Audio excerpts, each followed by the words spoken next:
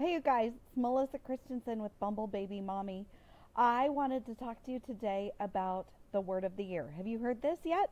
There is a um, trend going through Facebook land where instead of a resolution, you choose a word or a phrase or a mantra or whatever you want to call it.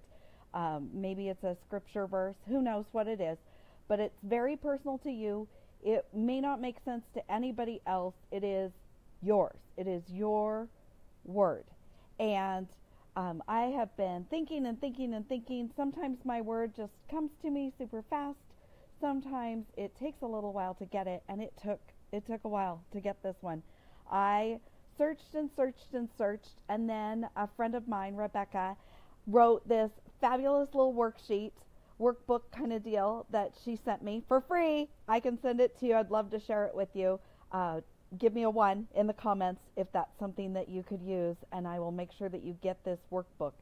But going through this writing exercise, I hate to write, but I did it anyway. Going through this writing exercise, it's very repetitive, and I kept coming up with the same words, the same kind of words that you expect for the word of the year. And then this one popped out at me, and it is contain.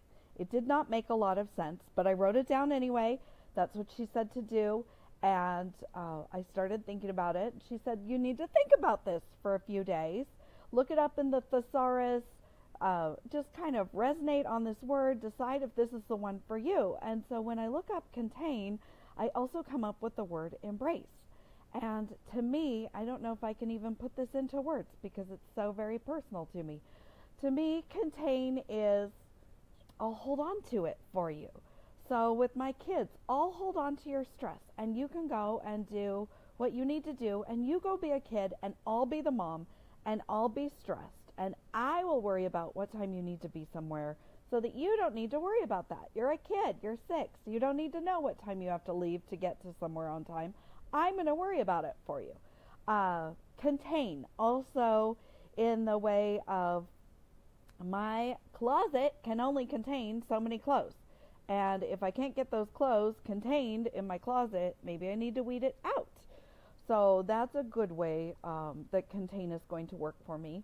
Contain, I'm going to contain our funds this year, and I'm going to keep them in a separate container called a bank account so that we could do some fun things or buy a new house or go on vacation or take a trip or, I don't know, buy a new couch, whatever. So I'm going to contain our funds. I'm going to contain the stress.